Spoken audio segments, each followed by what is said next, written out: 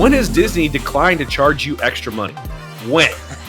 You tell me when they have declined to charge you extra money. No, and the fact that they're not even doing that at launch it tells you me right there all I kind of need to know, that I would really curb your expectations on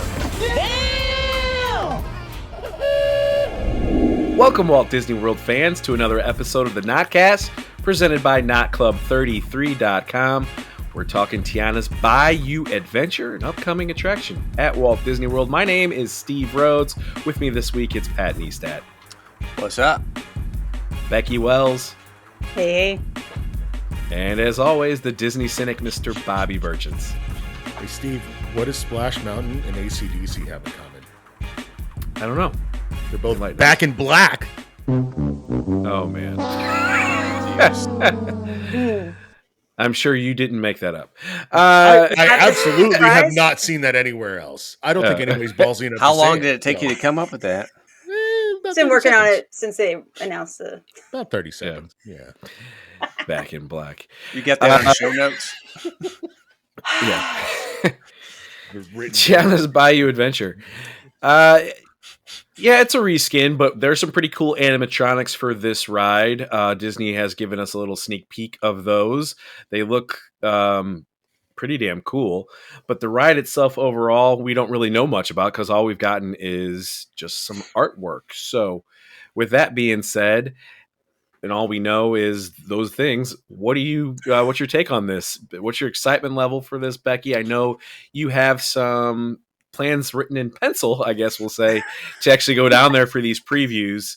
Give us your thoughts. Yep, I have pass. My annual pass expires like the 19th of June, so I have a park reservation for the 18th. But that doesn't guarantee anything because I have to then hope I get in on a virtual queue, which is with all the other pass holders of people who actually know what they're doing. I don't know. We'll see what happens. I actually have a very good track record for virtual queues on everything I've tried, but who knows? I may go earlier and swap out instead of that date, but that's not anything I'm in control of. So I'm excited to see the queue, honestly, because it is a lengthy one, but it's, mainly inside, right? So yeah, I want to see how much they've actually added, if much of anything, to that queue. Because with Splash Mountain, it wasn't like nothing, but I mean, there was no need to have a lot. So that part will be interesting. The animatronics are amazing looking. I no light up face. Yeah. Yeah, they're legit. Yeah. Lots of love for New Orleans and like some family roots there. So I love the music. I love the food. All of that culture is fantastic. So I am really hoping for just a really good immersion on that. And Princess and the Frog is a great film. I don't have any issues with it. So that'll be nice. It'll be fun. I am excited to see what they've done. Is it like, I can't wait because it's a brand new thing and like that part? I don't think so. Like the ride itself is going to feel totally different until you get, the actual motion will be the same, but I'm excited. If I have to wait until like peasant times and not go to the preview, totally fine.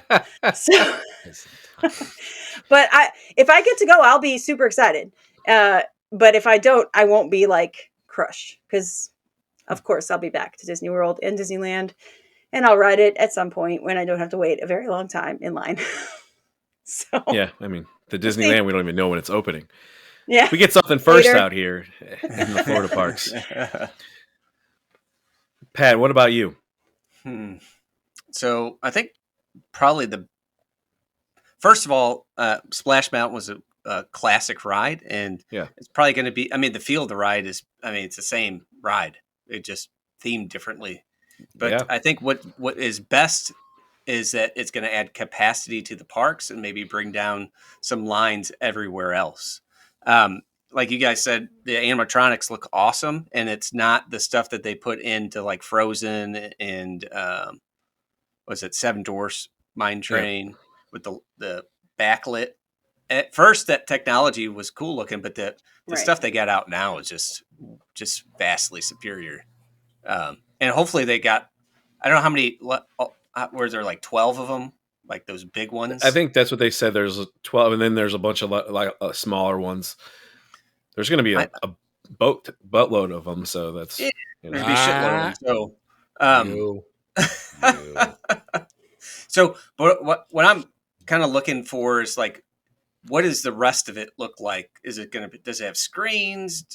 Are there smaller? Because the original attraction had a shit ton of just small, like all kinds of stuff going on, and it had great music, and all the music to this ride is going to be new. It's not anything from the movie, so it's a completely different story from what we know of Tiana and that movie. So I don't know. I'm interested in that.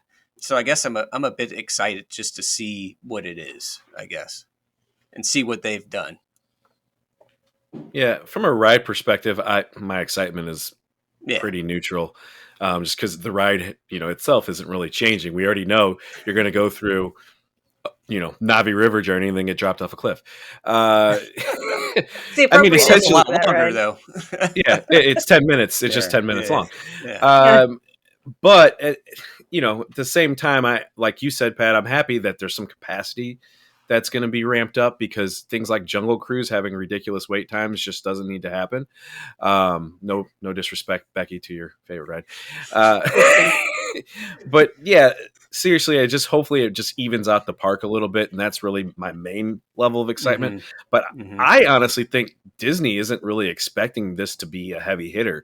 They're kind of playing this. I mean, they got the hype videos and stuff out there, but if you look at where they have things set, so annual pass holders, sucks for you. If you don't have a reservation, you're not getting in without doing the second virtual queue at 1:00. So those preview days are closed, and your only other block off date at Magic Kingdom is the day of launch, the 28th of June. So that just tells me right there that Disney's not expecting this to be like something crazy. Like, you could still get a pass. You can still, as a pass holder, still go on July 4th. Which, with that ride being only out a week before, you'd figure that would have been blocked off for pass holders. Mm-hmm. Nope, it's available.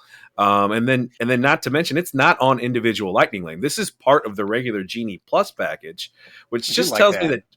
Which, it's cool as a customer, that's cool. But that just tells me Disney's not super keen on this ride, and they don't think that it's going to be anything super special. Because when has Disney declined to charge you extra money? When? You tell me when they have declined to charge you extra money. And the fact that they're not even doing that at launch it tells me right there all I kind of need to know, that I would really curb your expectations on this one. I know we haven't seen any of the videos or anything like that just yet, but I would cool your jets here. If you're expecting this to be a full e-ticket, I would call this more of probably a D-ticket attraction at the end of the day, because that's what Disney's telling you.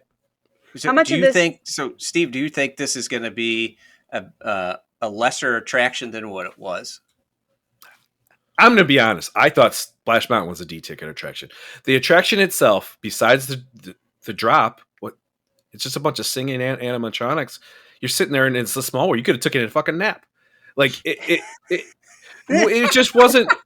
Just be honest. Like, it's 10 minutes and 50 seconds or whatever it is, and 50 seconds of it are thrilling.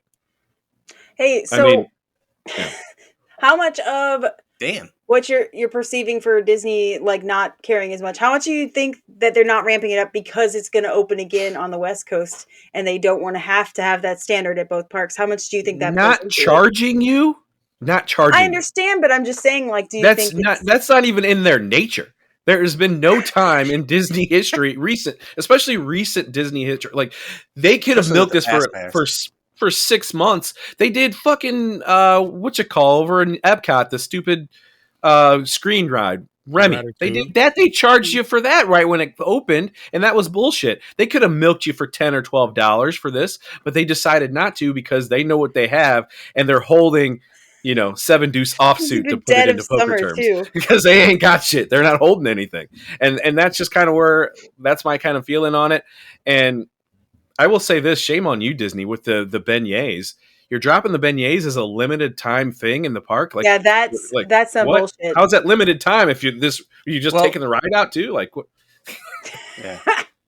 I mean, they may be trade. The rumor is that they're going to be converting that restaurant right there Pecos Bills Pecos over Bill. there. Pecos Bills. Pecos Bills to a themed New Orleans restaurant. So, well, beignets have been like one of the most popular snacks at Disneyland for so many years. And they even do like Christmas themed ones. They do like holiday themed ones. There is no reason to not have them as a permanent fixture somewhere. If there's a churro cart, you can have a beignet cart. Yeah. How do you not? If they're going to convert that restaurant, it would make sense, and then they would have the beignets in the food, because in the attraction about food, but then that wouldn't be limited time. They're literally pushing it as limited time. But that's neither here nor there. Let's get back to the ride. Bobby, your thoughts, your excitement level on Tiana's Bayou Adventure. Have you seen Wolf of Wall Street? I don't think that's a Disney movie, but certainly not with Margot Robbie. Sure. Okay. Yeah. Sell me this pen. They're trying to create some urgency. That's what they're trying to do with the beignets thing. That's all it is. I think it's a bunch of smoke and mirrors, personally. Speaking of smoke, I've always thought that Splash Mountain was kind of the fire, if you will. Boom! Look at that lighting effects. Boom! I'm so happy about that. I really You are. Clearly. Was that what you had to show us? Yes. Okay. That's why I delayed my reaction. So the joke at the beginning wasn't the surprise. It was this. No. It was a gamble on the joke. Who am I kidding? But you gambled hard. Yes, I did. And talking about 7 deuce offsuit in poker terms, that's what you were holding with that fucking. You joke. wanted to go last. Yeah.